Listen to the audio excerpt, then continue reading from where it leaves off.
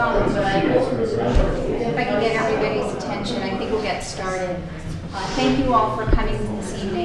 This is our second meeting on the future of Playland. The last meeting we had in Central Amusements.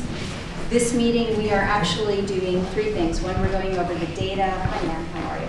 We're going over the data from the 2014 year at Playland, and then we are also going to be talking about the values that for Playland, and then the vision. So starting with, this is the attendance sheet for Playland comparing 2014 to 2013. And some very good information is here. First of all, as you can see just from the bottom, we had almost 78,000 more visitors to Playland in 2014 than 2013. I think that was due to a couple of things. One, obviously, we had much better weather conditions for the season. But the other interesting thing is that if you take a look, and it's broken down by non-resident and resident, meaning Westchester County resident. One of the interesting things that you'll see is that if you add up all the non-resident type of tickets, the Ride All Day, Junior, the Spectator, and then if you look at season pass sales where it says non-resident and Spectator non-resident, and then if you go to the next category where it says season pass redemptions, that means each time that somebody who has a season pass goes to Playland, they still get counted as a visitor. So if you add those all up, the number for non-residents was 152,306, but the resident population and visitors for Playland was 229,301. That's really remarkable in that we have been hearing for years that Westchester County residents do not account for a large portion of visitors. In fact, I've always heard the estimate that it's about 35%. Now, one thing to note is that the group rider is when people are purchasing, either it's a camp where they have a large group coming in or it's a special event. Those people are not immediately categorized as county or not county resident. But according to Peter Tartaglia at a meeting at the Board of Legislators, the Parks Committee meeting, when I asked about who were the group riders, he said overwhelmingly they were Westchester County residents. So that number is only going to add to again, the percentage of residents from Westchester that are actually going to Playland. Again, even looking at 2013, again, you see that it's more Westchester County residents. Non-residents, it was 141,743. Westchester County residents accounted for 171,539. So, John, we could go to the next slide. I wanted to go back a little bit and look at 2012, 2011, and see if that is the same trend. And it isn't. In 2012, we had 179,603 non-county residents, visitors, versus 163,707 Westchester County residents. Again, if you look at 2011, it's 178,565 residents versus 153,450. So two things that I'd like you to note about that. The trend for Westchester County residents every single year has gone up, even in 2013, where total visitors had gone down from 2012 and 2011 to 390,000. Still, the Westchester County portion of visitors still was increasing, whereas the non-county residents were decreasing. Very important, I think, just again to understand that Westchester County residents are actually attending Playland, using Playland. I also want to look at the next slide, which looks at the other areas of Playland. Beach and pool, you know, again, we know people are using it. How many did we have this year? We had 57,085 compared to a year earlier where we had 46,760. Again, I think the pool, the weather was great for the pool, although it wasn't quite as hot as a lot of people consider beach weather, but it still shows that that was positive. And then parking, you can see that certainly was significantly increased over the previous year, 767,848.96.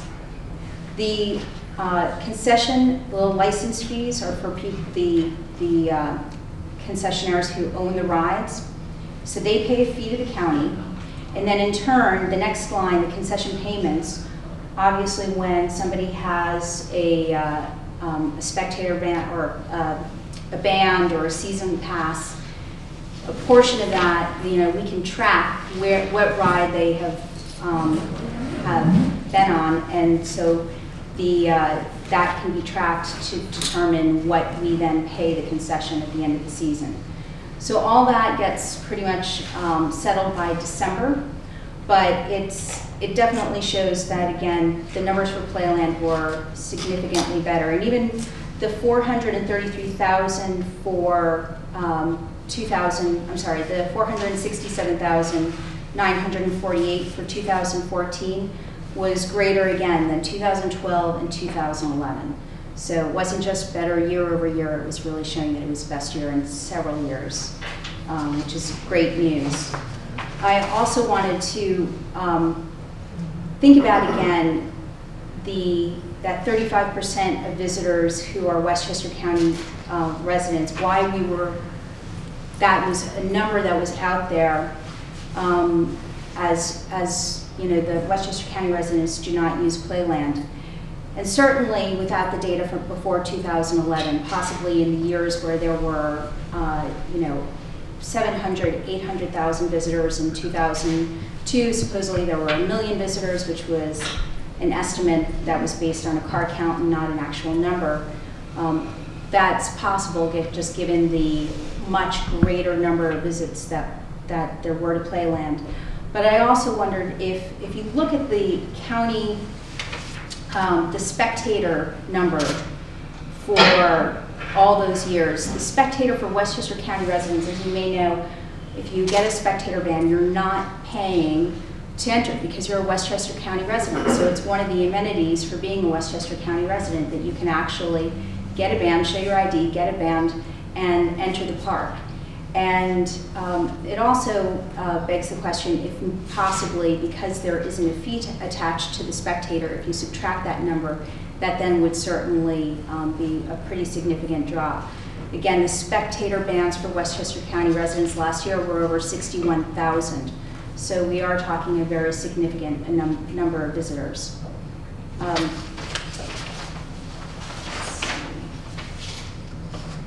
Stop here if anybody has any questions on numbers. Bill? Well, the numbers you had before, there were numbers in minus numbers. What were those? That was the payments to the concessionaires, right? So the number that has the concession payments for the rides was a negative because it's the payment to the concessionaire. So in other words, that's a net. You have to subtract that from the income. From the revenue, exactly. So you paid more this year than last year? We did, because there were more users, there were more people that were there, more visitors, more people riding the rides. So therefore, while it's, you know, we've also seen greater revenue, but the expense is greater that we have to pay to the concessionaires. So you paid more to them for more rides? Yes. Oh. Yes, based on per ride. So there were more rides, more visitors, more rides. So yes, the payment's larger, but in effect, so is our revenue. And you can see the bottom line for the revenue, by the way, for this past year. The revenue is listed as $8,750,000 $455. And what we were told was that once everything is balanced by December, meaning that the concessions have all been paid for and everything else, it'll actually mean about an additional $1 million of revenue for the county. So do we have statistics on the debt payments too, or any? They're about $3 million, so that is still against the operating. George. I may be getting a little bit ahead of myself. There may be more to the report, but the concession payments, obviously because of Superstorm Sandy, the casino was closed. That's considered a concession. Has that ever been incorporated into these figures, the revenue from that? And if not, going forward, will it be? The casino was owned by Westchester County, unlike some rides at Playland, which are not owned by Westchester County. So it is not considered the same type of concession that you are asking about, except now that we have an asset management agreement. It's a completely different set of payment structure than the concession. It's a flat fee, and also the we'll get to that. That does come up a little later, talking about the ice casino and how things have changed now that we have in American skating, and that they are going to be doing a lot of capital improvements to the ice casino. I mean, we did the roof because that was hurt in Superstorm Sandy, but they have plans to really improve the ice casino and also to give the county payment. Mr. Joyce. It sounds like, despite setbacks from Sandy, that Playland is actually turning a profit. So why then, if it's turning a profit, does it need a new management? Well, it still and again, it goes to the question of the debt service. So the debt service for all the capital needs and past needs of the improvements to the music tower, the boathouse, the purchase of the many rides, not all of the rides, but many rides at Playland, that's what that debt service goes to right now. And there are still, for those of you that have been to Playland this past summer, there are still many, many expensive capital needs for those buildings. And if you wanted to bring in a new ride to add something fresh and exciting, there's an expense to that. So to keep up and to really keep ahead, and again, that actually has a tremendous cost.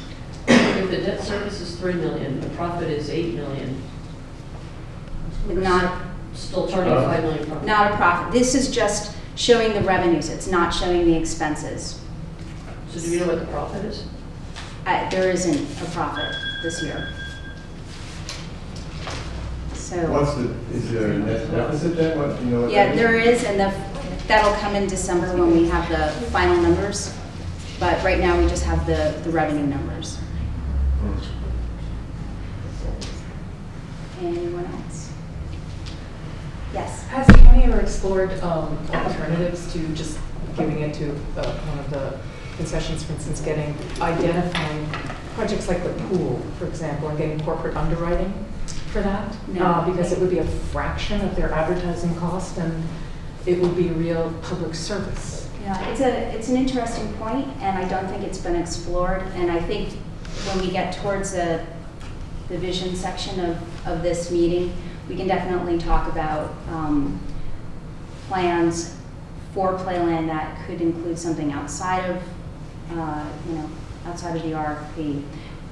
You mentioned the marketing budget though, and I will say, as many people in this room know, that the marketing budget hasn't moved since 1988. So it's really unfortunate that, and I think it actually, talking about the non-resident visitors, my suspicion is also that the marketing budget, because we haven't really, the money hasn't been spent on the marketing, that only the people that are closest to Playland, that are still reading about it in the local newspaper, it's the reminder to come out, and that people farther away are not seeing any mention of Playland. It's not in their mindset. They're not hearing about it as much, and so therefore That's why if you look at 11, 12, 13, 14, it's just been continually down for non-residents.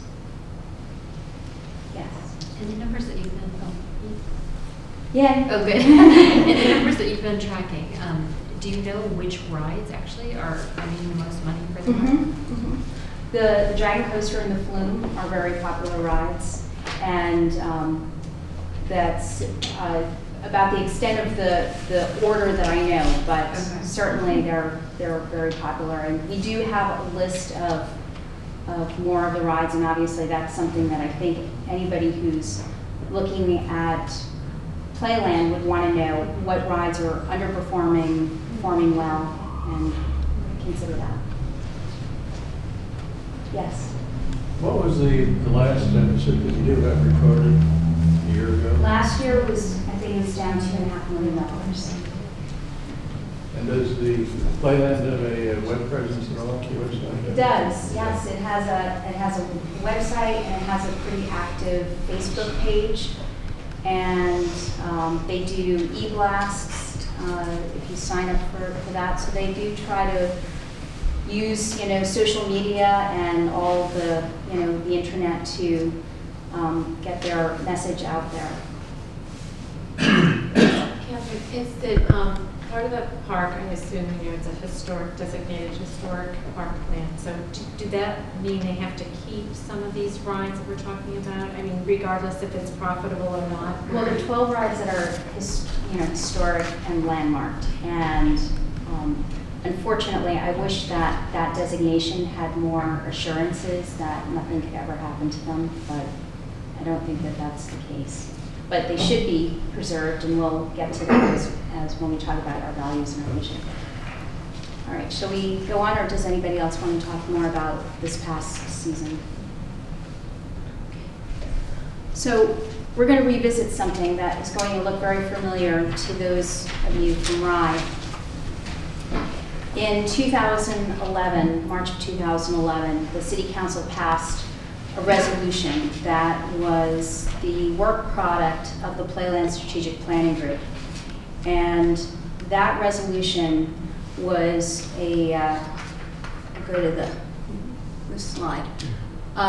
It was, as you can see, the primary principles and values of the community to be applied during Westchester County's review of proposals in response to the request for proposals entitled Reinventing Playland for the 21st Century.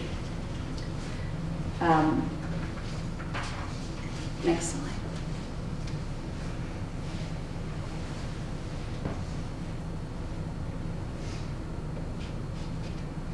So the Playland Working Group was formed in the spring of 2010 after the new county executive had announced that he was going to be taking a look at Playland, and during the election season had really referenced the fact that Playland was losing the taxpayers a lot of money. The working group constituted, there were 12 people that were members. Charles Dorn, who had been the chairman of the Playland Advisory Group, was also the chairperson for the Playland Strategic Planning Group, and I was the liaison for that. The resolution was, let me go to the next slide. Sorry, we'll go, yeah, next slide. So the Playland Working Group had held several meetings with residents and held community forums. We did a park tour. We had several sort of more informal work sessions that were open to the public. And out of that and those discussions, it was decided that they would focus on not so much the vision, but the values, because there were different opinions as we had these community meetings about what people really wanted to see for Playland. But there were certain key elements, key values that seemed to go across everybody's, the whole audience. We'll go to the next slide.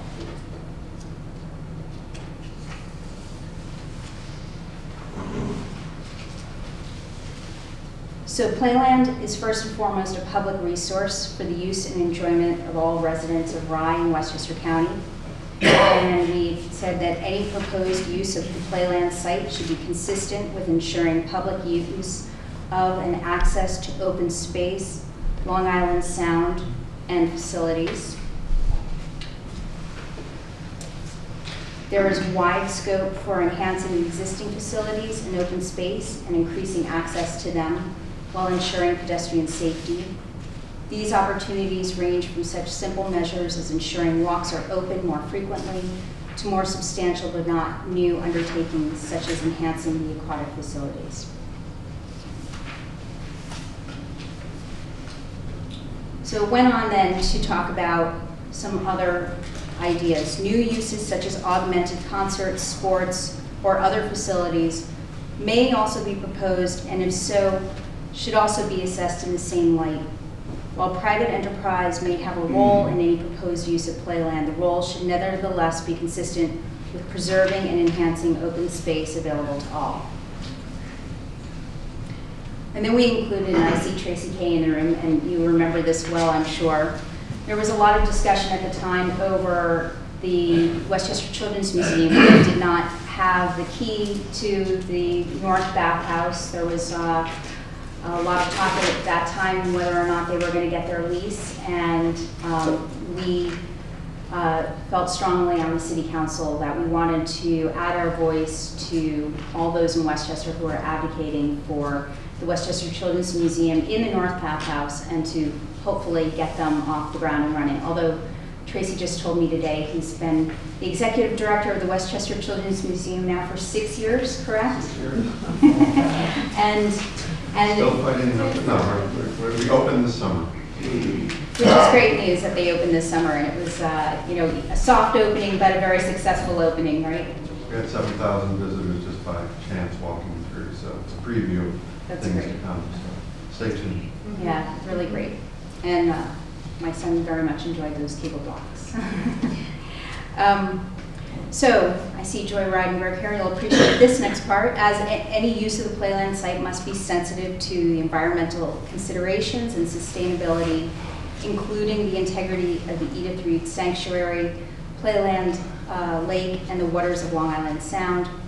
Playland's fragile natural site requires any proposed use to be carefully examined for adverse impacts. And then it says sewage, solid waste, noise, visual pollution, intrusion to neighbors are vital considerations, as are congestion and energy efficiency. Any future use of Playland should emphasize the improvement of the environmental impact to the site. Sounds good, right? Just so you know, it's actually in the nursing home. Playland likes to call it Playland Lake. Yes. That's not its real name. And that was actually how it was listed in the resolution, by the way. Next, a substantial portion of Playland has been designated a National Historic Landmark. This is the highest level of National Historic designation and reflects Playland's unique historic importance. While adaptive uses of existing facilities or changes, removal or replacements of structures which are not National Historic Landmarks could be considered, any of these should be consistent with the historic heart of Playland. Anybody disagree with anything they've heard so far? Joy. Just as a point of information, when this was the request for proposal was first put out, it included use of the lake. However, the lake belongs to the Reed Wildlife Sanctuary. It does not belong to Playland. And the concessions on the lake are allowed because of historic grandfathering in. They're allowed use on the lake and have, I believe, a yearly renewable contract. Mm-hmm. But they have to be approved in some way, and I'm not sure who does that approval. But the lake is not part of Playland. It should not be part of the request for proposals. Right, and I think that was, I think, and probably Kim could correct me if I'm wrong, but I think that was made clear to all the proposals that they were proposers that that was not actually part of it. Any proposal affecting the Playland site must be examined to ensure it is both financially responsible and sustainable. Demonstrated financial viability over the long term is an essential criterion in evaluating any proposal. And then this part might be interesting to many of you. However, public parks rarely are profitable in a commercial sense, and an appropriate proposed use could well contemplate a sustainable level of public expenditure to maintain the existing or re-envisaged playland and supporting infrastructure. Proposed use is consistent with the principles set forth above that present opportunities to reduce these costs to the portion of them borne by the public should be given careful consideration. So, some of you may find that interesting that we specifically said it doesn't have to make a profit. It's a park, we understand that, and maybe to reduce the burden, but not to completely do away with that burden. Next, Rye has a long-established designated zoning policy which reflects a careful balancing of many considerations. This policy is reflected in the master plan, the zoning code, the local waterfront revitalization plan, and other chapters within the Rye City Code concerning environmental and other health and safety issues, wetlands, and storm runoff specifically. These laws and regulations protect the interests of affected neighborhoods and the community at large. Any proposal affecting playland should comply with existing Rye ordinances. New structures or uses should be on a scale including height and mass, and in a style consistent with or complementary of playland site, neighborhood, and access. I'll stop there for a minute. Does anybody have anything that they would like to add on that? So that is the end of the resolution that was voted on by the Rye City Council. And my question to you is, do you think that reflects the values of the community? Yes. My first question is, why, are there plans to do this throughout all of Westchester County, particularly because I'm just wondering, I understand if Playland is in Rye, but it's owned by all of us who live in Westchester County. So I thank you for asking that, because I had started the last meeting talking about, as the legislator for this district and having Playland in my district, I felt very strongly that it was very important to know where the community and the rest of my district stood on Playland. So that's why my email blasts went to the whole district and not just to Rye residents. Peter Parkham, who's the chair of Labor Parks Planning and Housing, will absolutely hold public meetings for the county. His next step, as he sees it, is waiting for the report from Dan Biederman to come, which should be in probably December. It'll go to the county executive, and then I think, Peter will take Playland back up after that is submitted. But my feeling was, again, we certainly have been through this before. I think it's important that we talk about it as a community, and I didn't see any reason to wait until that report had been issued. I thought it was better to start now, and the dialogue is much appreciated given what happened about a year ago here. I'm just concerned that down county, I'm just, for lack of a better term, Yonkers, New Rochelle, Mount Vernon, that they be part of this discussion, because there's huge populations there, of course, and they were left out completely by the other proposal. Well, I'll say two things. One, I wasn't on the board until this past January, but here's my, so I don't know if the other legislators did what I'm doing in my district in those communities. Although I do know that the legislators for those districts have been very actively watching, this RFP process unfold. I will tell you anecdotally, it does seem to those of us in Westchester that the farther away you get from Playland, the interest in what happens at Playland seems to drop off pretty quickly. I find it surprising. I grew up in northern Westchester myself, and Playland was a very important part of my summers, and I don't think it's really one of the reasons why I moved to Rye, but maybe subconsciously, who knows, but it's interesting that in other parts of the county there just doesn't seem to be this kind of discussion that we have here. And again, I understand that we do have Playland in our backyard, so there are additional considerations of traffic and noise and quality of life issues that probably make it much more relevant for us than to other people in their day-to-day. But I agree with you that absolutely, I would think it is, that there's going to be conversation going on in other parts of the community. Yes, Anne? I would just say that I don't think the resolution could reflect the community's values because it wasn't based on dependable information. We need full financial disclosure. And what I mean by that is we need pro forma historic financials.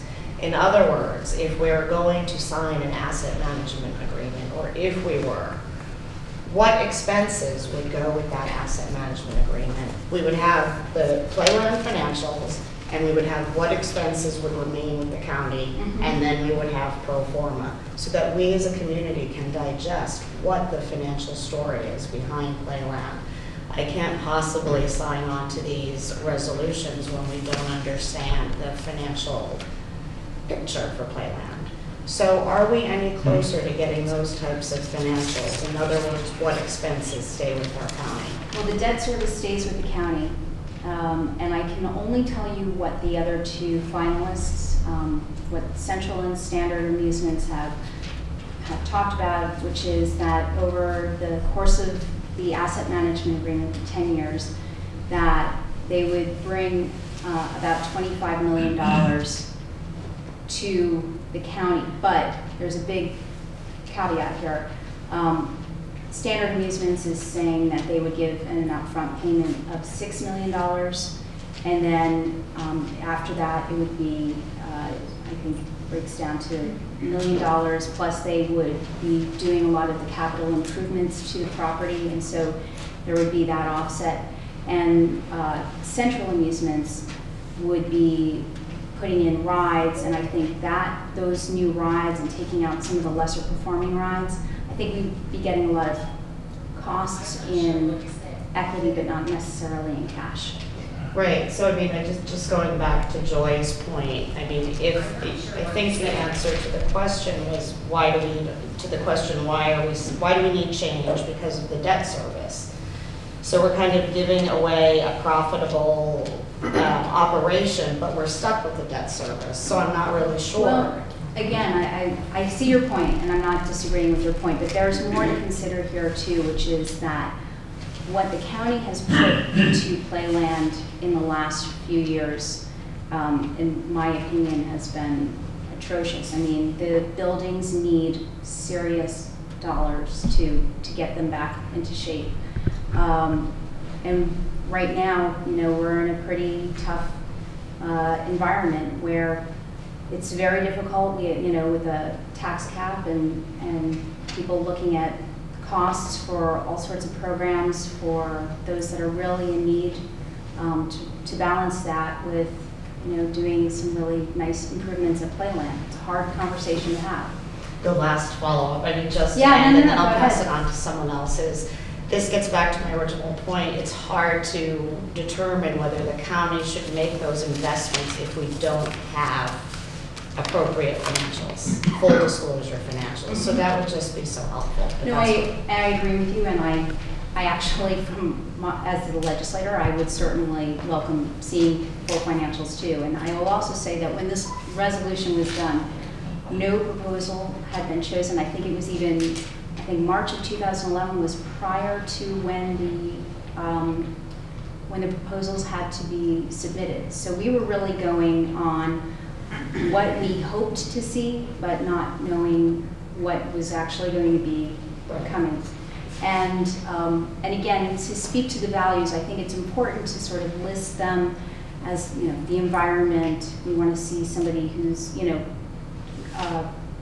building something that's going to be within keeping to the amusement park height, structure standards.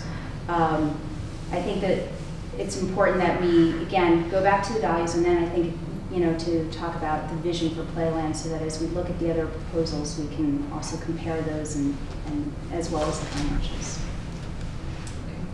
Anybody else? Yes. Could you tell me what the room for field space for when the Playland is closed, what that means? And Sure. what is the space you I wanted to, into? Yeah, so this slide is, now if we've finished with the values that were stated in the resolution, now let's go to the vision for Playland. So I want everybody to think about what they would like to see for Playland. And I start with the first question. What is our vision for Playland? Do we want an amusement park, or what SPI had proposed, a park with amusements? And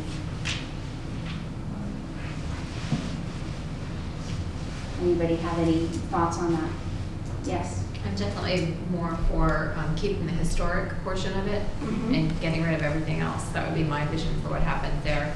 And using that space for like a bike path and kind of connect to all the other shore communities, or there's a lot of other ways that you could use that space and not have to, it shouldn't have to cost that much to upkeep. I mean, a bike path wouldn't cost anything practically to build, and it really wouldn't require much upkeep at all. And it would be an interesting way to kind of connect what would remain of Playland to other things, like even the Norwalk Aquarium. There's no reason you couldn't get the bike path to go all the way along the shore, for example, and maybe it could go, I mean, I don't know how long you could make it, but I'm thinking along some things at the Cape, there's a bike path that goes right through a bird sanctuary there as well. And it's been, you know, it doesn't hurt the bird sanctuary, and it's a major draw to get people to go there. And I think that would, in my opinion, that kind of fits in a lot better with the residential community right around it. And by the way, I think that's a very interesting idea, the bike paths. I do think it, with the East Coast Greenway, it would be a connector to the East Coast Greenway. And yeah, Joy. As an avid biker, I biked here today. I just want to let you know that biking's not allowed in the Reed Sanctuary because the trails are not conducive to it, because bikes will erode the tree roots and cause terrible erosion in the sanctuary. So if a bike path were put in, it would be kind of along the level of the resistance we got in trying to put a road through there, so we have our own entrance. So we have to consider the environmental impact of a bike path, which is a permanent asphalt surface in a wild place. Could it go around the edge of it though? Well, the edge is the lake. So you would have to put it around Playland's parking lot and then connect back out to Sanford Avenue or one of those on the streets. But you wouldn't be able to go through Reed Sanctuary because you're going through wetlands. But actually, since you mentioned the parking lot, as we know, has a lot of issues with it, flooding, and it's in pretty poor condition. So one of the things that I have been interested in is the thought of bioswales and some plantings that would be absorbent for floods. And possibly you could, you know, maybe on the outskirt, you could do something that would include a bike path that wouldn't go into Eden 3. You have to get the Army Corps of Engineers to evaluate it, because part of the problem with a lot of the Reed sanctuaries, it's made of fill from the lake dredgings, because that used to be a tidal wash. And so that whole road, that whole area of the field, it all becomes submerged in storms. It's not really conducive to any kind of permanent structure. The road got totally destroyed during Hurricane Sandy, for example. So a bike path would suffer that kind of damage every time we have a storm. So a bike path along that area wouldn't work, but a bike path on the other side where the houses are would work. We'd have to figure out how much of a buffer there is to do that, but that's the only side you could do it on. So going through, I put these up kind of as really to get you thinking and to just, again, I want this to be a very open brainstorming session. So, Deirdre. Well, I can certainly speak to a vast majority of people that weighed in over the last 1.5 to 2 years that the overwhelming public response to that first question throughout Westchester seems to be people want an amusement park. They are not a park with amusements. We have over 2,600 signatures on a petition, which you're well aware of, and maybe in this room there are people that would still prefer to see all of those amusements go except for the classic rides, but overwhelmingly in Westchester County that is not what people want for that park, and that's already been established. Yes. I heard somebody, it sounded like yours.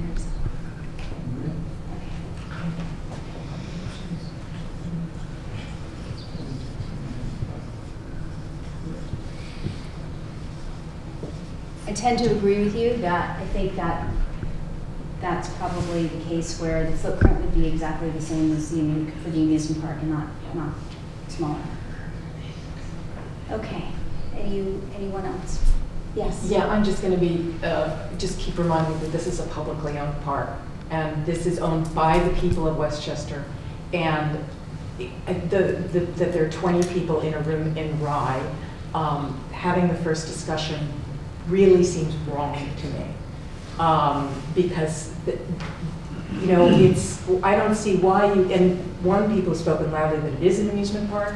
We don't get we don't know who's going there. Are they people from Yonkers? Northern Westchester's I grew up in North Salem, very different than south of Mamaroneck.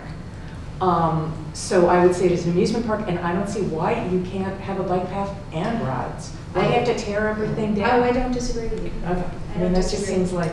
I don't think one has to be exclusive from the other, but, and again, to your question of why is it happening here in Rye? Again, as the legislator that has Playland in my backyard, I just felt that I really would like to see something in place for 2015.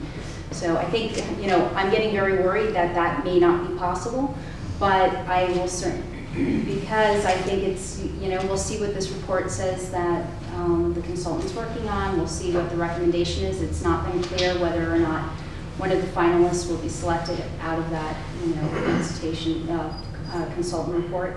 So we'll see. But I am meeting with you now. I'm meeting with my constituents, and again, I did mail it to everybody in the Sound Shore because I feel very strongly that I'm not waiting. You know, if everybody else chooses to wait, that's fine. But I'd rather start a dialogue now. Yes. I'm just trying to understand what you're worried about. You're worried that there won't be something in place and the county will have to operate it again next year? Is that your worry?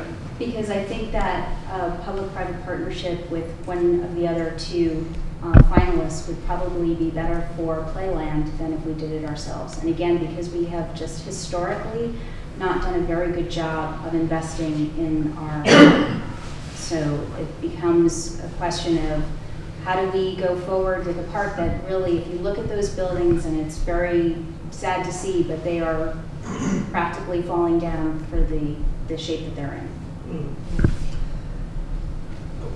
What about the idea of, has anybody had any sort of a discussion about the idea of, after everything that's gone on for the last several years that kept everything in limbo, part of the reason that the county wasn't putting any money into that park, as we well know, is because of the RFP process and the expectation that SPI was going to come in and do that. So maybe now is the time to re-examine whether or not we should be privatizing this park at all and to what degree. And maybe the county could do a few basic things and say, let's spend 3 years running it finally the right way. It seems really unfortunate to an awful lot of us that everybody just keeps saying, oh, well, the county can't do it right. When is the last time the county actually tried to run this park correctly? And I actually think you hit a great nail on the head, because I think it goes well, it's older than the RFP process itself. Much. It goes back generations of Westchester County levels of government that just did not keep up on the park. So I would say it's not just the RFP. It seems historically, you know, we really haven't, those buildings, those Art Deco buildings need a lot of care and attention. And as I say, the debt service that we have right now, the projects that we took on to do the bathhouse or the music tower or the boathouse have, they were $1 million projects that, you know, if only we could just keep doing those kind of projects, but it's, sorry. But they're expensive, there's no question. So I think, again, we're not giving the park over to a private entity. It would be both a public and private enterprise. Yes, Joe? If you hire an outside group to run it and they're making an investment of, we're talking about $6 million, I think it's safe to assume they want a return on that investment. Will they then spike all the prices, which will discourage people from coming? And that's a great question, and I said this the last time too. There are a lot of details that we need to drill down on. Neither one of these finalists, the other two finalists, have we really gotten all the answers. So I think there are questions like that question that really need to be answered before anybody would feel comfortable signing up on. I just remember one figure that we were given by the Parks Department. The investment needed something like 6 years ago was $35 million. Yeah. Just to keep some of those buildings. Yeah, I would in just place. say, regardless of how large the investment is, I'm not prepared to turn a county treasurer over to a hedge fund because I think the hedge fund has better funding than my own community. Just because we haven't invested in the park for 30 years does not mean that we can't start now. There's no way a 6-year-old hedge fund is better funded than taxpayer revenue. So I didn't realize that this meeting was to discuss a certainty of a public and private partnership. I am really troubled as a registered Democrat that my county legislator has decided that Playland has to engage in a public-private partnership that is based on false financials and does not reflect the community's desires. Well, let me repeat this, that there are a lot of details that we need to hear. So before I vote for anything, I would want to see the financials just like you would want to see, and I would want to know that the money is real and that what their price plan is, and there are a lot of questions. So there's no signing off on this now, but I would like to see something positive happen for Playland. That's my goal. Yes, Julie. I think in Catherine's defense, she hasn't made that decision. That's why she's having this open forum, to get our input, to find out what the community wants. Those who are interested showed up today. Everybody was invited. Right. And those who are interested are here, and that's the voices that she's going to hear and take into consideration when she makes her vote. I think the historical aspects of the financials of Playland speak for themselves, and that if the park was actually losing money, then we know that since its conception, it's been managed by the county and it hasn't worked. That's why it's time for a new vision. That doesn't necessarily mean it has to be a public-private partnership, but that's one of the options, or two of the options on the table. That's why I'm here, but I was surprised to hear her say, I want to get something in place by 2015. Well, and I asked, what do you mean? Something in place. She said a public-private partner. I said, what do you mean? Are you afraid the county will have to run it again? And she said, yes, I want a public-private partnership. Are you afraid the county will run it again? No. The county has failed so far since plans. This doesn't look like a failed season That's to not me. accurate. This looks like a very There's no successful private. season. With no I'm going marketing? to interrupt for 1 second. I appreciate that there's some healthy discussion here, but I would ask you to maybe let's keep your remarks to me, and we will continue on. And I will make note that maybe show of hands. Anybody else in the room that feels that the county should continue to run the park? I don't know if we have enough information. Yeah, well, and again, to the point of information, certainly it's all about the details. So, yes. Since I wasn't here in the first kind of wave of all of this happening, I'm not, maybe everyone in the room already knows this, but how was it determined that, so Deirdre, I heard you say that it sort of seems like a fait accompli, at least as far as you're concerned, that the general populace does prefer an amusement park in the park versus a park that has amusements. Like, how did all that come about? And going forward, how will we try to find out, like, what do people in Yonkers want? What do people in North Salem want? Like, what's the strategy? If you don't mind. I want to know the strategy for that too. That's a big concern. I will say this, Deirdre has done a very good job as far as really reaching out to all different communities and trying to find the stakeholders who are really interested in Playland. And she is right that she probably has the largest number of people that have weighed in agreement with Deirdre that keeping Playland an amusement park we know and love is really important. And I see Kim Workley here. I'm going to have to, I hope you don't mind not to put you on the spot, but with Sustainable Playland, I think Sustainable Playland did not, they made some efforts to get buy-in from other parts of the county, but I don't think it was as successful, actually, in that regard. So you may disagree with me, you can say so if you like. So Catherine, is there a strategy to reach out to, is there a strategy to reach out to people in Westchester County to find out how everybody else feels about a public-private partnership? Well, as I mentioned, Peter Harper is the chair of the Labor Parks Planning and Housing Committee, who has Playland under his committee. He has a plan for the discussion countywide. I'm just right now talking to my district.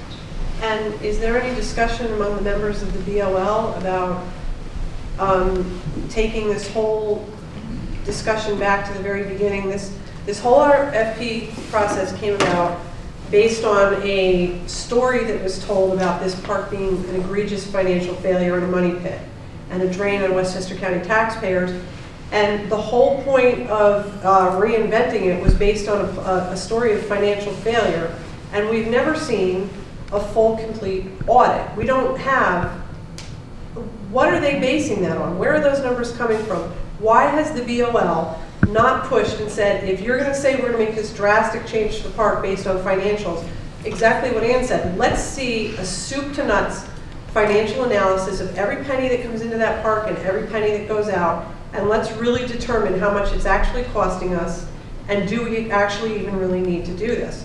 Because that park has not always been a financial failure. It was run by the Playland Commission for a lot of years, and it built most of the other parks in the Westchester County Park System off of the profits that it made. If that park is run properly, it's probably the only park in the Westchester County Park System that can actually turn a profit if it's managed and run correctly. And the idea that Westchester County would take maybe the only property they have in the parks that could actually make a profit and hand it over to somebody else and say, you keep the profit and you pay us some rent, seems pretty ridiculous to me, especially if we're basing the whole plan to do that on a story of financial failure that has never been proven on paper to anybody. And I really would like us, I'd like to know what the Board of Legislators are doing to insist that the County Executive's Office back up his myth, his story of financial failure with something concrete that we can evaluate to see whether or not it's accurate. I don't think the Board of Legislators has seen contrary information. That's all I have heard. Have they seen any? I mean, we haven't seen any. Where can we find that? And Can I go back to the question? 'Cause Yeah. I'm not sure. I don't think I understood what the answer to that was. Like, for example, has anyone ever tried, and maybe it's happened already, but like a survey that gets sent out not only to people who go to Playland all the time, but just the general populace, and find out what are people thinking on all these fronts, not just... Well, I think that's what actually Dan Biederman, who was hired, I imagine when he was, I asked that question too when he came into our Parks Committee meeting, how are you going to be evaluating this? And they said that they had been at the park this summer, they were talking to people at the park, and I said, what about the people that are not at the park? And they said they had plans also to speak to reach those people. I don't know, I haven't received anything in my mailbox, so I don't know if they've enacted on that. Can I ask a question? Yes. These private companies that are looking to invest in Playland, they're privately held companies, right? Well, What do they base their judgments on? They must, I'm just wondering out loud, I wonder what analysis or numbers or history they look at to figure out why they would want to put their new money in after maybe some bad money. Interesting. So Central, it's a great question. So Central Amusements, who was here a couple of weeks ago, they're owned by Zamperla, which is a large Italian company that manufactures amusement park rides. In fact, the Superman flight ride at the park is a Zamperla ride. And they also own Luna Park at Coney Island. So I think one of the things that's very, that's very attractive for them is that they have the rides. They can bring their rides to Playland and showcase those, incorporate it in with the historic rides. And I think they see it as, there's there's some benefit PR-wise. They could get some additional, spread the word that they've, here they have Playland. So and bring other amusement park, vendor or operators to see the great, job that they've done at Playland. I think that's why it's very attractive for them. The other company, Standard Amusements, will be here in 2 weeks. And certainly a great question to ask them, but I will tell you that they have partnered with a man by the name of Jack Falfus, who is the general manager of Cedar Fair in Sandusky, Ohio. And Cedar Fair is an amusement park that I heard of actually back in 2010 or 11, when at one of our Playland Strategic Planning Group meetings, we had in a gentleman by the name of Howard Kahn, who is, that's K-A-H-N, who is a consultant for the amusement park industry. He has consulted to hundreds of parks around the world. And he likened Playland to Cedar Fair, and he said, Cedar Fair is another small amusement park that wins awards time after time for customer service or the customer experience.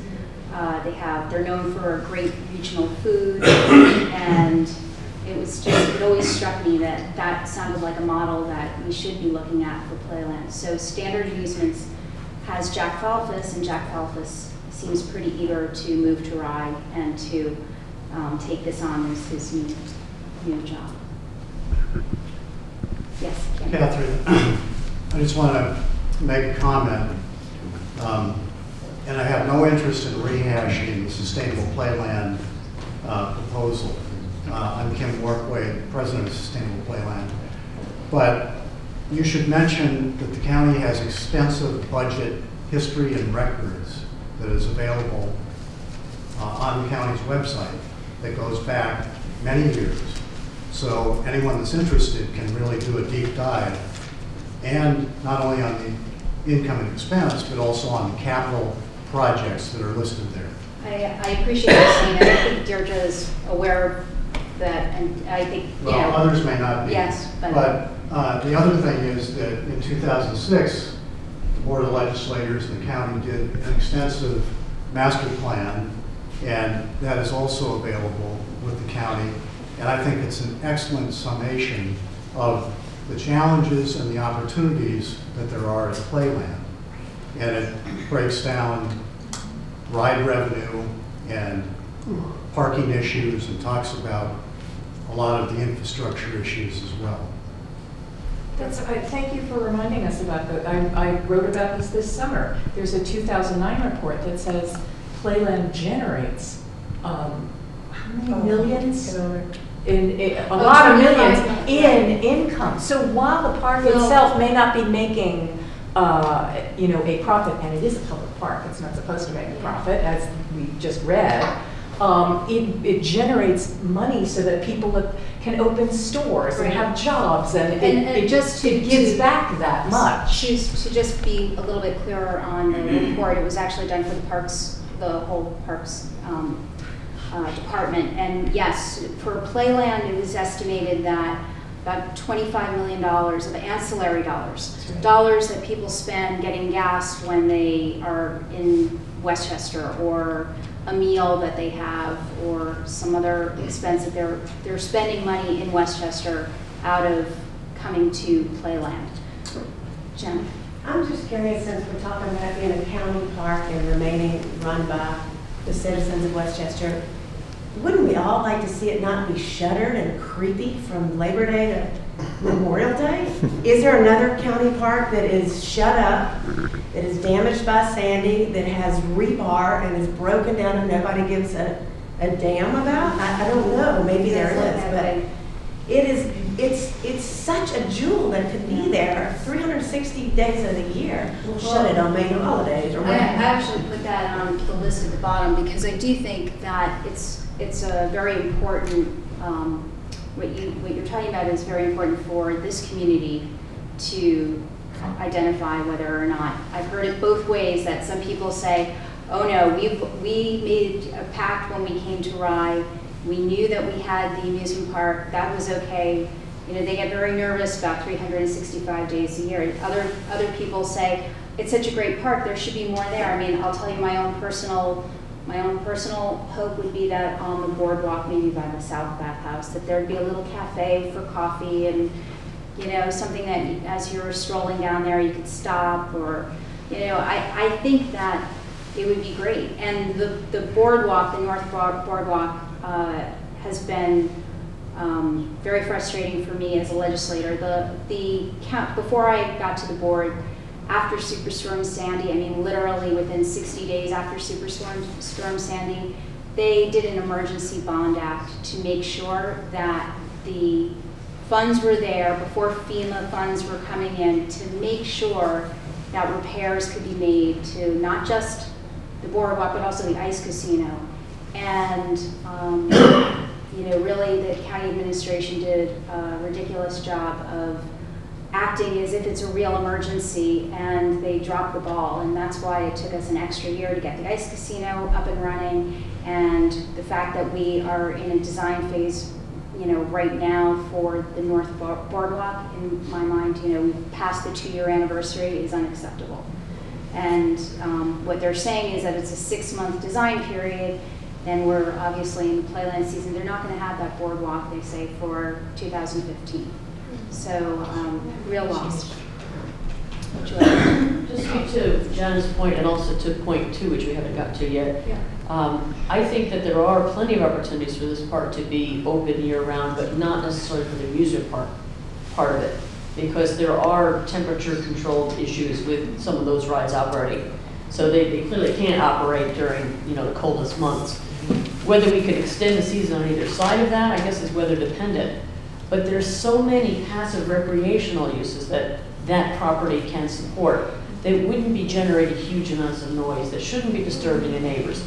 For example, getting rid of the garbage dump that's on the most beautiful piece of Long Island Sound, so we could launch kayaks and canoes and sailfish and sunfish, would be a marvelous use of that piece of property. Would that be allowed? Would that be free? Absolutely. It's encouraged. It's on our website and on our map, and that is the kayak launch site. And then Playland put a dumpster there, a trash compactor, and park their garbage trucks, and all kinds of other things that now are leaching pollutants into the sound and the lake on what is essentially a sandbar that gets washed over in every storm. So that needs to go. But that's a place where you could have kayak launching and other passive recreation like that. Well, then why is the county doing those obvious things? If y'all feel so strongly that the county could do it, maybe y'all need to talk to them. And say, We've been trying for a long time. We're trying. That's what was your way. Yeah, So why do you still have faith that they can do it? Why are you so against the privatization if you've all been trying? I'm just, that's rhetorical, but I think a lot of people just kind of given up that they're hearing us. You had your hand up. Yes, I'm a little confused about all of this. How much of a certainty is it that the county is going to give one of these 2 companies, you know, or are we still, in one case, the vision of our vision counts, in the other case, we should be asking the companies that come here, well, what are you going to do? So where are we? Absolutely. The answer is, it's not determined that it's going to be either standard or central. That's a possibility. They were the 2 other finalists. Again, we are meeting now because I think it's important, you know, before the report is even finalized, that we have some direction in which we want to go. Whether it's with, and we can also have a dialogue with, you know, whoever is if let's say one of the 2 of the other companies are selected, you know, they need to come back in and talk to the communities. But we've got to work on our list, our vision list, because I think it's interesting. I've actually heard one of them say, and it was noted in the resolution, that the RFP did not give a vision to the respondents. It did not lay out what the county wanted. It was basically a blank sheet. And I've heard it said from actually, I think most of the respondents had said, what do you want? Wouldn't it have been easier if you had had more direction from the county? And I think I've heard that from, yes, Kim. Yeah, the process lacked a lot of clarity. Yeah. And that was one of the issues in going forward. There wasn't a consensus from the get-go, but I think that's up to county government to really come together to form a consensus. And that should be done on a countywide basis, in my opinion, and then an RFP should be constructed, taking into account financial, environmental, civic, all the issues that should be taken into account. And whether it should be an amusement park or a park with amusements, get that issue out there so that the respondents can really, target what they're doing, and right. So county again, residents will get what they want. So as Kim is saying, it was clear that it wasn't a joint effort on the RFP, and certainly it's a little bit backwards, but that's where we are right now. But it's the same now. So I think you should start all over, but you got to get consensus at county government. Both the legislative and the executive have to come together, or else it's just going to be another, frustration for everyone. Anyone else? Yes, Rob. I just want to say one thing that came up in a lot of the discussions that's not necessarily one of the biggies, but is the tiki bar, which is not really enhancing the experience for many residents, non-residents, Westchester residents. What input have you gotten about the tiki bar? It's interesting. I'll tell you something. 2011, when I had the Children's Town Hall, I asked them that question, do you like the tiki bar? They love the tiki bar. I will tell you because, look, if you are like me and you like fine dining, you may not love the tiki bar, although I'll admit that I like their lobster salad a lot. What's that, the shrimp? The coconut shrimp. All right, so maybe it's knowing what to order. And honestly, I think the owner of the tiki bar made a huge investment in that space. I actually go down there with my kids often on a Friday evening, and I see a lot of families there. Now, I know people complain about it later in the evening, but I've also been there at the end of 11 o'clock when I'm taking the kids home, and I've seen like some parochial school that's had their 8th grade dance, and it still looks like a pretty nice setup. They have a new dance floor inside. Now, I will say one thing that drives me crazy is the owner does tend to encroach out on the pier, and the first year we had to really get him to pull his tables back because he had taken over the whole seaside walkway. But it's. Well, I just think for the future, when the boardwalk is back in business, that it doesn't to give it use for all. It takes away that. I think the tiki bar is a very good example of the dangers of the privatization of public space. Yeah. It's a perfect example. Whether kids like it or not, I mean, you could do something that kids would love that's more in keeping of the design of the area, or something that, generated money for the county rather than put it in John Ambrose's pocket would be good. And one of the dangers that happens when you privatize public space, or when you have privately owned public space, is your rights start going away. And I've seen it happen in a big way in Manhattan, and I saw it happen in a small way the first year the tiki bar was open. That year, my daughter was working at Playland. We live within walking distance. 4th of July had fireworks. They had fireworks like Friday, Saturday, Sunday. Friday, we went right down to the end of the pier, stood in front of the tiki bar and watched them. Saturday night, they were bouncers employed by John Ambrose, preventing us from going to the end of the bar unless you were going to buy drinks at the tiki bar. So this was our space that we were not allowed to use. Then, when we went and spoke to first we spoke to the police, and they said, yeah, that's crazy.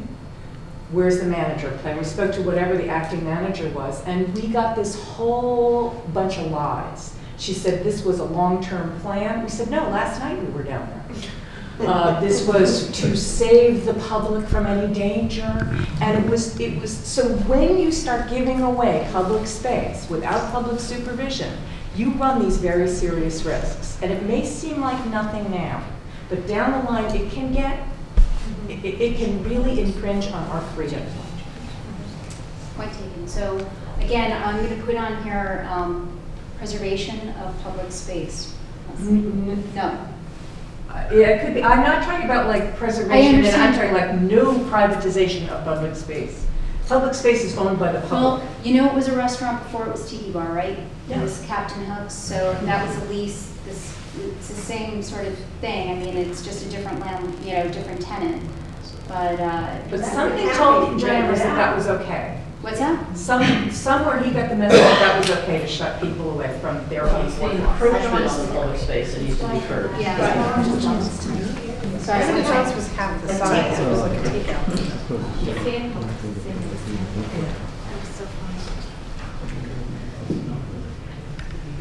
It's a slippery slope. I'm going to put this as two things, public space protected and concern about a private relationship. Yeah, it's a slippery slope. It comes wrapped in a really shiny package, but I mean, we could be selling our heritage for a mess of pottage. Okay.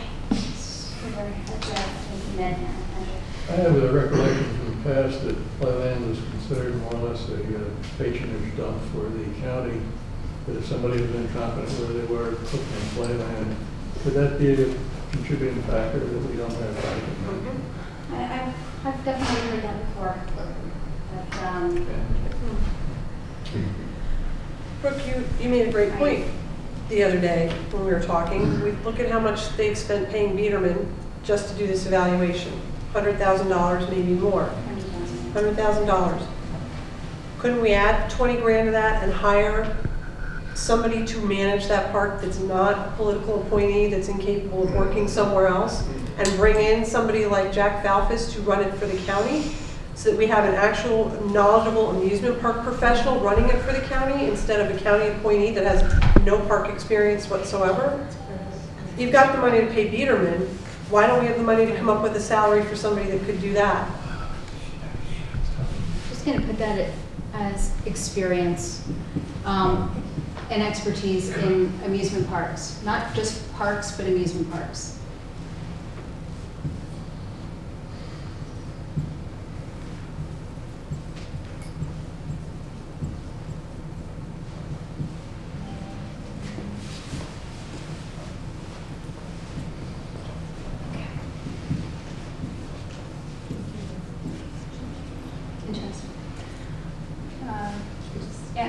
Andrea, did you have your hand? Well, yeah, it wasn't really something for the board. I was just going to say that I liked your idea of there being like a cafe somewhere along the line. Like I've heard a lot of We people talked say restaurants things for a like little that. while. We started with the tiki bar, but Yeah, I really think that restaurants, dining, people.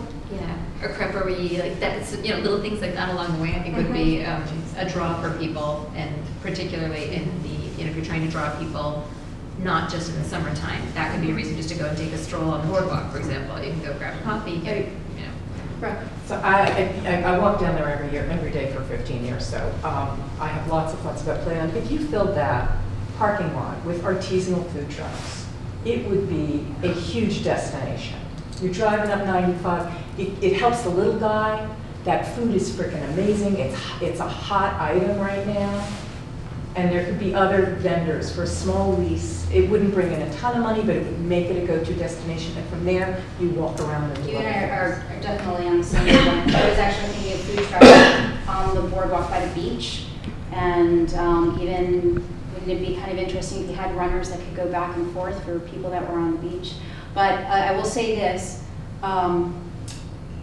it all depends on contracts within the park. Right now we have Cullen Arts, and it would be important to make sure that we could actually do something on the boardwalk that would not be somehow in violation of that contract. But I'm with you on the food truck idea. But you could do it in the parking lot, and maybe that's not in their, and also there's that In area. the off-season, you're thinking? Sure.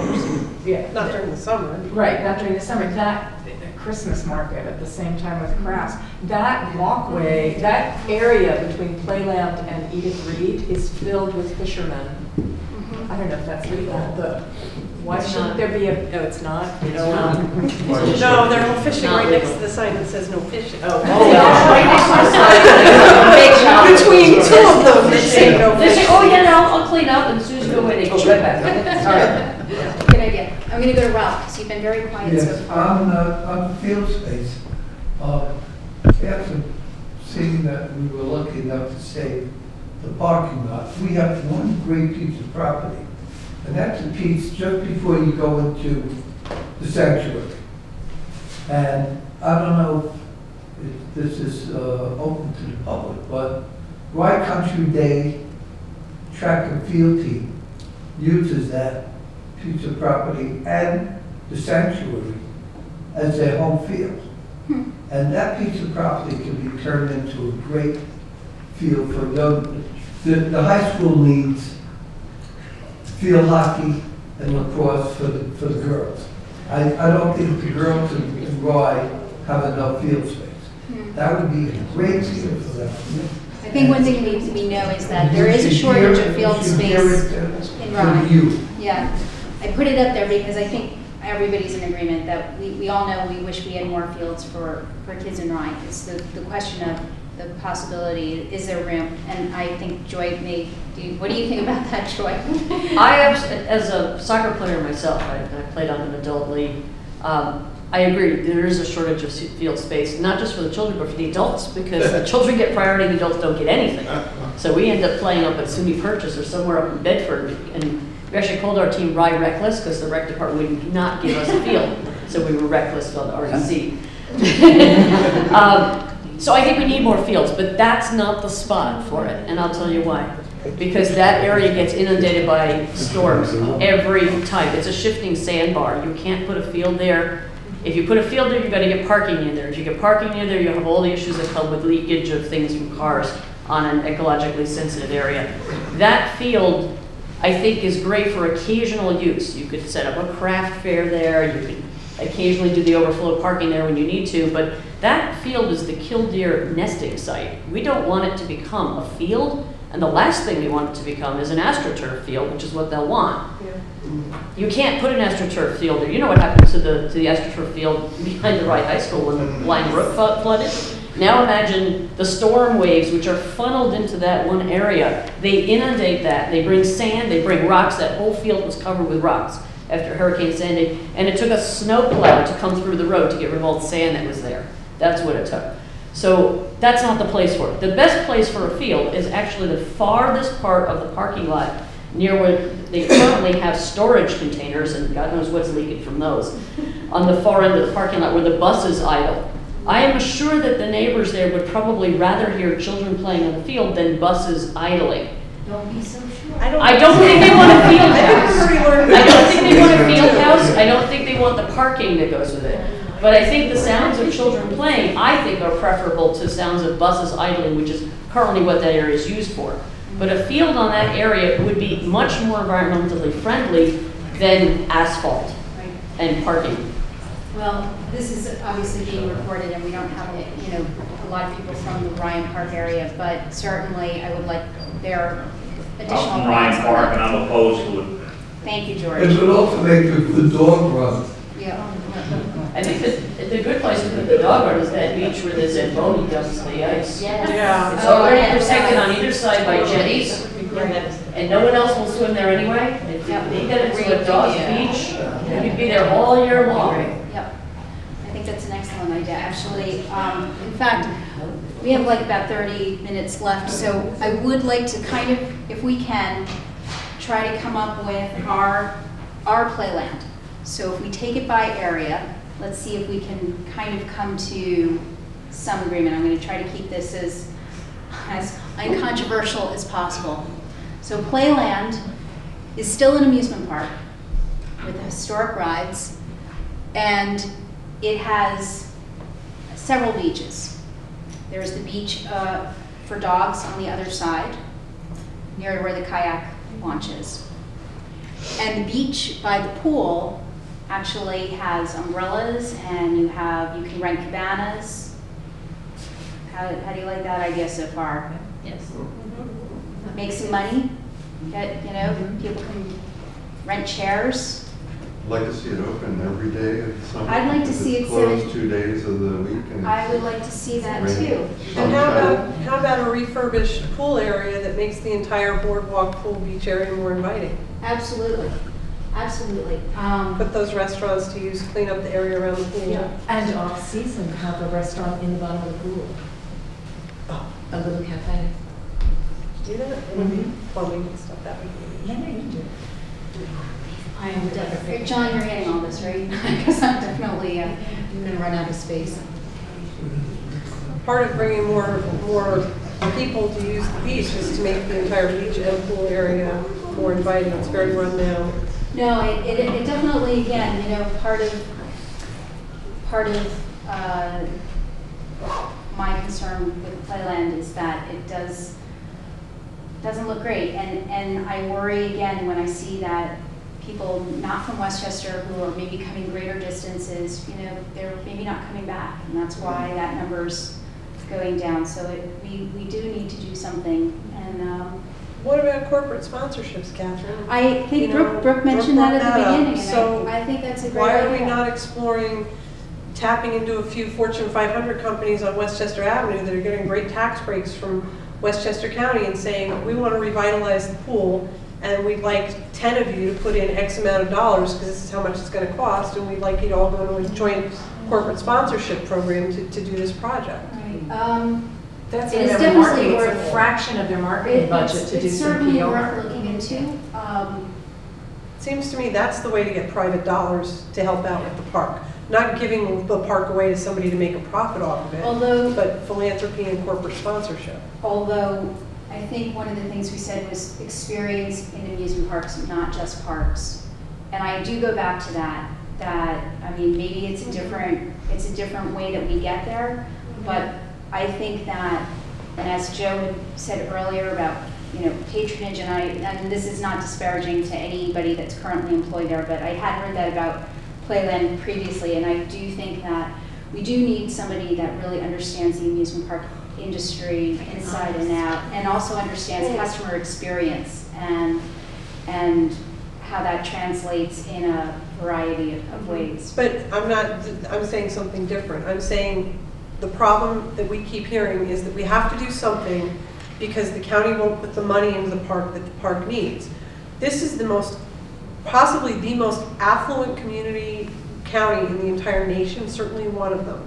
There is an overabundance of money, and it seems to me that a lot of people are getting a lot of good tax breaks from the county. You should be looking at private and corporate philanthropic donations and sponsorships to help offset some of the costs. And maybe if we could do that and get the park working better and running better with somebody experienced, the park itself could get back to a state of being able to make enough money that it can start paying off some of these costs. And, instead of giving it away. My only hesitation with that is I have to say this summer in the late spring, again, the Deputy Commissioner for Parks had come into our meeting and had said that if only our marketing budget were not the same number that we had had since 1988. And he was asked by another legislator who's in charge of economic development, so are you saying that if we double your marketing budget, that money would come back to us in dollars? And he said, absolutely, there's no question. So I actually reached out to that legislator and I said, co-sponsor it with me, let's put in for, let's give them the marketing dollars now. And he wouldn't co-sponsor it with me, and it wouldn't even get out of committee. So unfortunately, my level of experience and what I've seen so far is it makes me very nervous thinking that we can do it on our own. But I certainly... But with corporate sponsorship, you automatically double your marketing because their marketing people will be working on it just as well because they want the PR. Yeah, good point. Heather? Talking about marketing dollars and stuff like that, there are ways to make marketing dollars kind of almost self-supporting. One thing that Playland is lacking is merchandise that shows how beautiful it is, that features the Dragon Coaster. I had submitted during the RFP process, part of my proposal was to use artwork from Westchester County artists reproduced on coffee mugs, reproduced as prints, all sorts of things. And those dollars earned from that not only help support some Westchester artists, but can also be funneled directly into marketing. And by selling this merchandise, that's, you know, again, you're marketing the park through the merchandise, you're creating an income flow from the merchandise. Another thing that might be a nice idea is once a year, every year, you have a competition for Westchester artists to design a poster for Playland for that year, limited edition. I've seen this done at arts festivals down in Florida. People will snap those up. They become collector's items. You know, use those images that are so iconic of Playland, because I've done it myself. I have sold mugs with Playland images at the Rye Beach Pharmacy. I have sold prints on the boardwalk. You know, if you start bringing in some little revenue streams that can be funneled towards marketing, that's going to start bringing more people in. I agree with you, and I think your point is well taken. One of the things, as a retailer myself, I've always been surprised that Playland's never really capitalized on souvenirs and you know, you think about people who have now probably spent a whole day, whether it's, you know, at the amusement park and the beach and the pool and everything else, that, you know, they might want a memory to bring home with them. So that's a good point.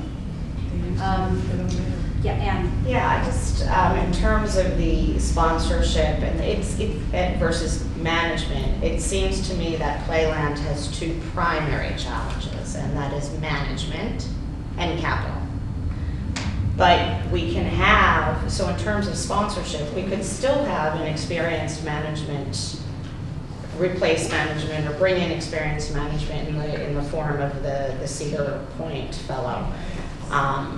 But you could also, and just for the sake of this conversation, just let's assume that it stays under the county, and the county brings in experienced management.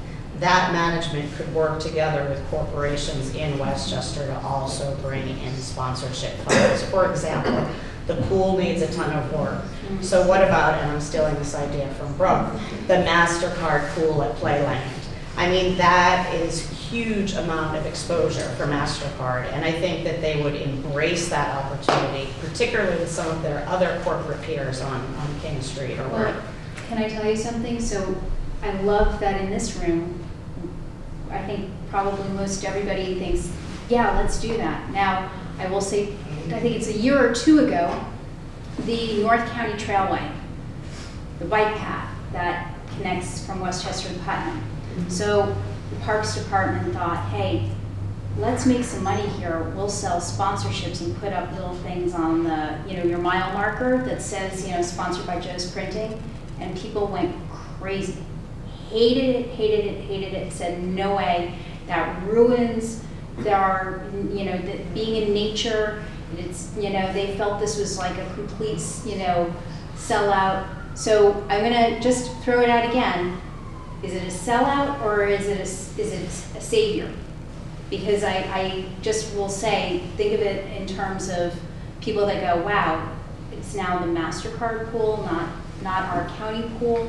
I'm putting it out there, just playing devil's advocate. Of course, it's like the stadiums, the AT&T Stadium or Invesco Stadium. It's no longer mile high. Right. However, if they also support swimming, lifeguard training programs, training kids who don't get that kind of opportunity, who don't have access to a public pool, if they make it, you know, like for all of us who learned to swim at Jones Beach Pool, that is like a memory we will never forget. And right now, if we need some help underwriting programs like that, I don't know if anyone would complain. I got my lifeguard thing for a fraction of the cost at Playland. You wouldn't have to call it the MasterCard pool. You can certainly say somewhere, put a sign up or put it in the literature or something, you know, this pool was refurbished X millions of dollars thanks to underwriting from MasterCard Corporation. You wouldn't have to put a sign on the pool saying MasterCard pool. I'm also going to take this opportunity because this is a little bit of a tie-in. If the county doesn't think that they, and I think a competent management team could certainly do this, but a couple of people in the room know, and you may or may not know, that about a month and a half ago, a few of us who have been through this battle to keep SPI out of the park started to form a 501c3 called Friends of Playland. We incorporated about a month ago, and today I got the paperwork that we are officially designated a 501c3 by the IRS. So you have now, we've got a lot of work to do to finish getting set up, but the county now has a public advocacy group in place that can do fundraising, that can work with the county for special programs and develop corporate sponsorships. And it's going to take a while to build this and turn it into something with some teeth. We're also going to be an advocacy group and a watchdog group. But working with a group like that, it is conceivable that we could look out for corporate sponsorships and find a way to work with the Friends of Playland and corporations to help offset some of the capital projects at this park that need to be done so badly. Tracy, I saw you were. Well, I just want, one of the things that you have to be careful of is the National Historic Landmark status with recognition for corporate sponsorship. We've run into that with recognition. Our sponsors can be recognized within the North Bathhouse, but there's limitations on outside the North Bathhouse. And you're talking about attracting marketing dollars. They want the furthest they can get into the reach, so you have to negotiate that. And it's a National Historic Landmark regulation that has to be negotiated through the county. So it's not for lack of trying, but there are some restrictions that limit that ability and make it less attractive from a marketing standpoint. And I just want to go on the record as the organization. I want to be careful that we're not eliminating public-private partnerships, because the Westchester Children's Museum is a nonprofit public-private partnership with the county. And I think when you look at it from a nonprofit status, we're trying to provide a service on a park, at a park that's fit within the mission of the park. So I hope that we don't come through and say no public-private partnerships, because we worked hard. I think some people are working at this for 17 years to get to the point where we're about ready to open it on a permanent basis, and I'd hate to have that see that reversed. So I just had to go on record as representative of the museum saying public-private partnerships can work if they're structured right. Another way you could get some corporate sponsorship, possibly without, selling the pool or what have you, is in the past I've run a couple of very successful arts and music festivals on the boardwalk. Bring back events like that, have those underwritten by corporations, donating some money towards those festivals where there can be signage sponsored by MasterCard. And between those sponsorships, the artist booth fees, and food vendor fees, that's another way that we can raise some dollars for the county. It's been done, I've done it, and it was received very well. We did it in October where the weather's iffy, but if you do 1, 2, maybe 3, starting in the spring, 1 in the summer, 1 in the fall, it could be, again, a nice little money maker that doesn't really require any investment on the county's part, other than just letting us use the space, taking the money it generates. We haven't talked about the ice casino, and I do want to talk about that because, as you probably know, American Skating is they have their asset management agreement with the county executive that didn't go before the Board of Legislators. It was voted on by the Board of Acquisition and Contracts. So the couple of changes that are happening at the ice casino that you may or may not be aware of. One is when you walk into the ice casino, they're going to open up the wall there so you actually see the ice rink. And I actually think that sounds like a pretty good improvement, because when you walk in right now, it sort of feels like the Department of Motor Vehicles. So their other thought is that they're going to bring the locker room, which is on the 2nd floor, and anybody who's not a proficient skater like myself knows that that's not really fun going from the 2nd floor in your skates down to the 1st floor. So they're going to bring the locker room down to the 1st floor. And it leaves some room for something else going on the 2nd floor, which they are going to have the same. There's like a place that you could get pizza and soda right now on the 1st floor. That could possibly change. I think they're going sort of year to year with that. But that's their plan. And I think that in my mind, it sounds like those will be very good improvements. I think the price tag for just those two that I talked about was over $600,000. And they're still paying us an annual fee. So I think that's probably going in the right direction. Again, making those changes that will bring, I think, more people who come to Playland will see it and go, all right, this is great. And they won't complain. And I remember friends of mine who had kids that skated who always said that Playland, it was great because it was close, but it wasn't really a great skating rink. Joy. Is there any way to get the Rangers back here? I wish. Or some I group totally that wish. will bring in spectators who will pay to watch them? Manhattanville College, if you've ever watched that hockey, that's pretty exciting. I'm not sure that's a big enough draw that people are going to come I all know. over the Rangers country to were- come see. because of the Civic Rangers Yeah, they want to see a professional. No, I know. They could At least- open up, I was just gonna say too, if you go on the second floor too, the best rink that has the best view is this little rink upstairs, the second floor, and I've often thought, why couldn't they do, again, a restaurant, you're looking right out at the sound. That would be a better use of the space in some ways, but. Absolutely. Let's see. I did want to, again, I think the parking lot needs a lot of improvement, and to even the pedestrian experience and the visuals of it. I mean, right now, it just doesn't get any worse than what it is. So, One-way and arrows I going the wrong way on the left side of the double yellow line. It's a big problem right now. yeah, no, absolutely. And It's I waiting do- for a collision right I there. do think even though it might be losing a few spaces, if we could just get better drainage by doing some bioswales and having some greenery in there, it would be a big improvement to the lot. Yep. I'm skipping down to the. Go ahead, yeah. Year-round use. My only thought on that would be, again, right now, the Playland has only been open, for 3 months or so during the summer months when our kids, again, aren't in school.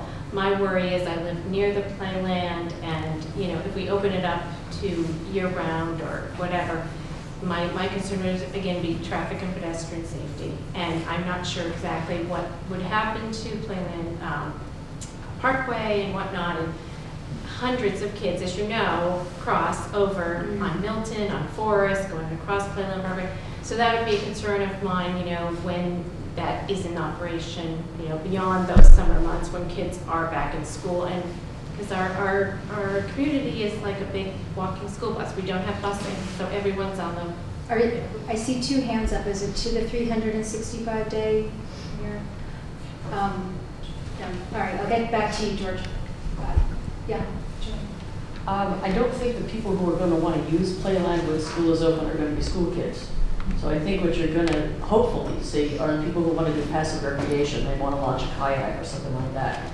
That kind of massive crowd you're not going to see for passive recreation, but you would still have use, but it would be high use. Right. It would be very few cars, relatively few cars, people biking maybe, that kind of stuff.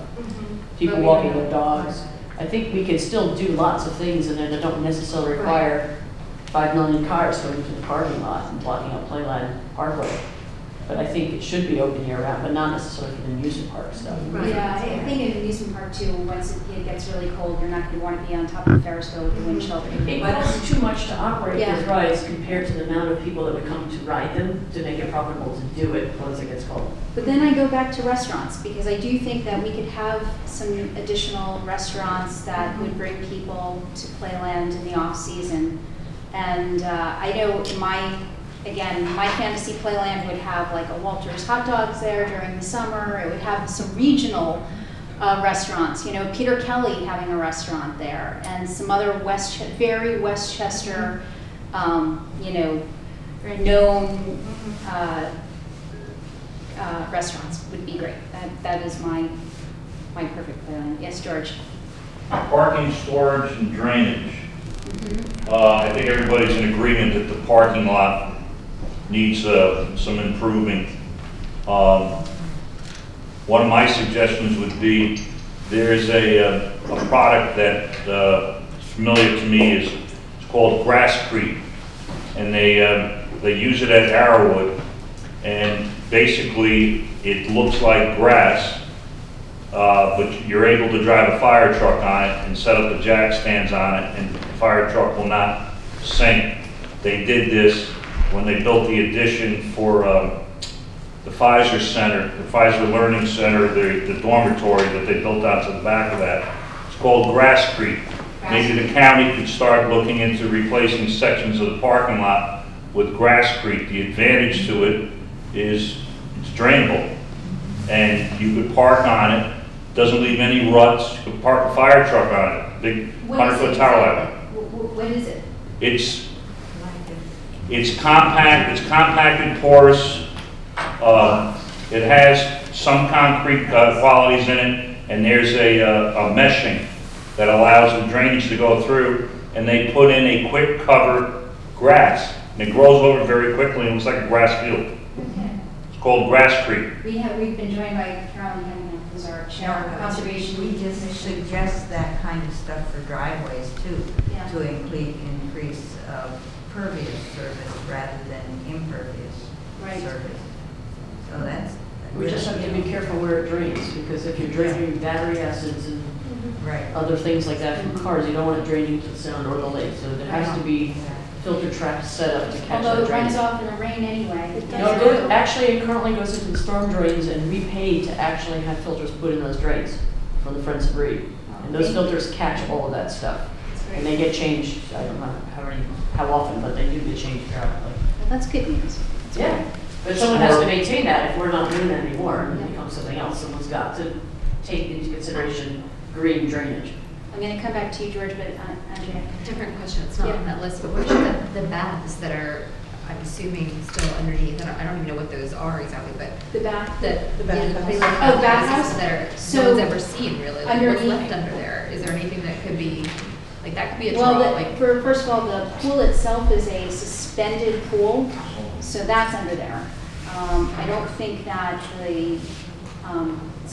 I don't know what the space was utilized for otherwise, but it's actually one of the, I think I read somewhere, it was like one of the largest suspended pools in the world.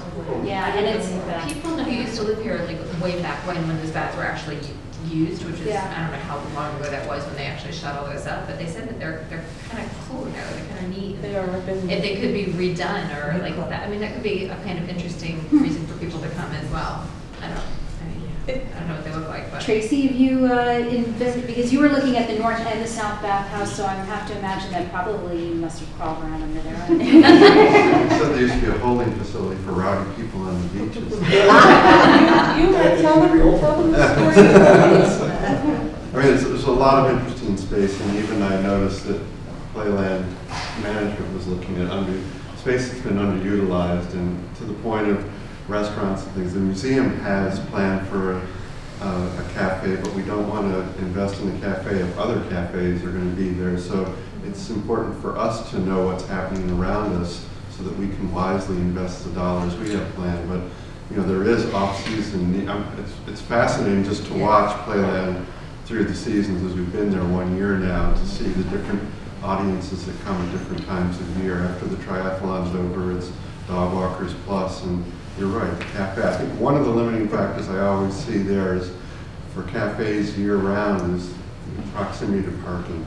Because when it gets cold, it's just, even people going to the ice rink, when they park, are running to that. So it becomes a less desirable destination. So I think in planning for it, it's when the weather's great, it may return a profit. But if you get a harsh winter, it could knock you back a little bit. But I think to the one point you said about the South Bathhouse, it would be interesting to get those operating because there are concession spaces built out. But I guess they've been on hold because they're waiting to see what happens. And so it represents, in a sense, lost revenue this summer. Yeah. The fact that they were not leased out. And to your point, delaying the decision one way or the other another year, it's just another loss of revenue because that was designed for the purpose. Yeah, there's been lost revenue in other places too. Actually, Brooke, to the food truck, point. I know 2 people that approached the county, previous to this summer even with one had a 350 cupcake. The woman that had 350 cupcake in Rye wanted to do a cupcake place on the boardwalk with like a food truck or a food cart, and somebody else who had kind of like a gourmet Mexican, little taco kind of thing that they wanted to do, and the county didn't take them up on it. So I think, you know, again, it's just, it seems to be proven over and over again. We haven't been great at managing our own property. Need is over. Yeah. George? Parking, storage, and drainage. When you say storage, are you referring to the containers? I'm both, the buildings along the side and the containers, because I know the buildings are the garages for some of the, you know, county trucks, and it's got some of the maintenance things. Have you ever been in any of those? They're literally bursting at the seams. They don't have any room. That's the reason why you have those ugly containers. The amount of money that the county has paid historically for those containers, you could have built an attractive shed to house all of that. More working space, better controlled inventory, and you certainly wouldn't have that eyesore. You're spending a lot of money for those containers. Why don't you just build a steel building there? See, that's sort of what I was thinking, that those eyesores need to. You know, the Playland is, if you take a look at the aerial view, the infrastructure of Playland requires them to keep certain things. And replacement parts and all, you just can't say, all right, take those out of there. Where are you going to put them? They're not filled with junk, they're filled with very important stuff. And it's an eyesore. Clean it up, put a nice building up there, and be done with it. And those eyesores are right near the picnic area where church groups come up from Mount Vernon and pay $100 a table for their picnic and sit in garbage. And dirt. Yeah, and it's just outrageous. It's so disrespectful. And if we can't have concessions for the illegal fishers, we could have a charcoal, and we could have the picnic area. And also the I call it the apartheid birthday picnic area over by. It's just like hysterical because you'll go there, you'll get a hot dog, and you'll be sitting on the tarmac smelling the toilets, and there'll be these white picket fences that say birthday party area only. I just get up and sit there. Screw that. That's gotta go. Yeah. It's a park for everyone. No, those picnic areas are terrible, and they all need a lot of improvement, in my opinion and your opinion. So we're just about at 9 o'clock. Anything that we've missed that we haven't touched on, Joe? On the year-round use, under strict control, it would be a great place for RV people to come and spend the day and visit the park. I advise many people online how to avoid Westchester County that are going north and south because there are no facilities. There's no place to stop overnight. Do you need hookups for those? Like, do you need hookups for the sewer, to set They're good, you don't need them for a nice day. You can go to 3 or 4 days. I don't think that favor would be too thrilled with that kind of training. Well, it's an interesting thought. It's an interesting thought. I will put it down on the list.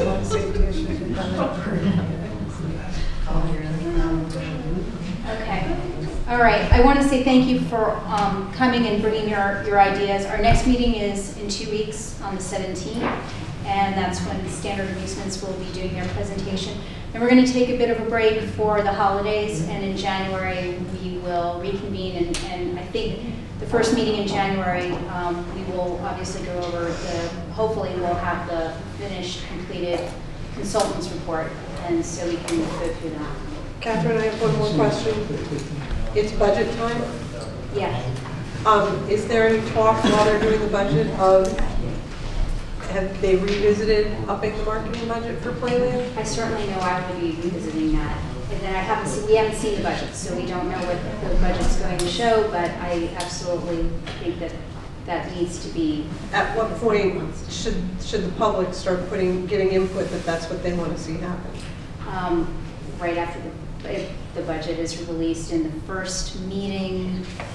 Do you know what the first public hearing is? They've already marked on the calendar I'll tell you what, afterwards I will let you know the date of there are 2 public hearings set so far, and certainly that would be something to speak to. We're not coming to BOL meetings. No, they're going to be in other parts of the county.